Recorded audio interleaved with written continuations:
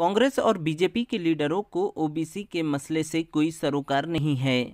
दोनों पार्टियां महाराष्ट्र में ओबीसी समाज को गुमराह कर रही है।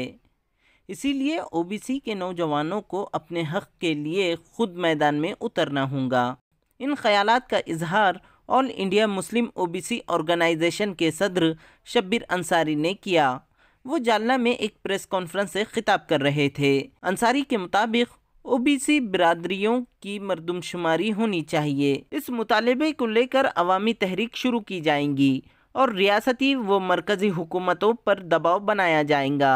अवामी तहरीक के ज़रिए हुकूमतों को ओबीसी के हुकूक अदा करने पर मजबूर किया जाएगा। शब्बीर अंसारी ने दावा किया कि ओबीसी के दर्जनों तंजीमें इनके साथ है। हमारी डिमांड यही है कि अब 2021 चल रहा है, हर 10 साल को मर्दमशुमारी होती है, हर चीज़ की मर्दमशुमारी होती है।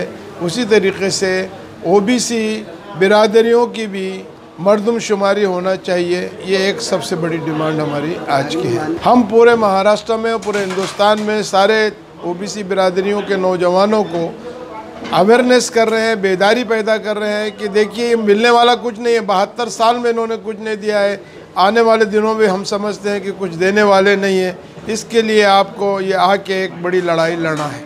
All India Muslim OBC organisation के सदर शब्बीर अंसारी का कहना है कि मरकज़ी और रियासती हुकूमत सिर्फ लोगों को गुमराह कर रही है, लेकिन ओबीसी का मसला अभी तक के हल नहीं किया जा रहा है।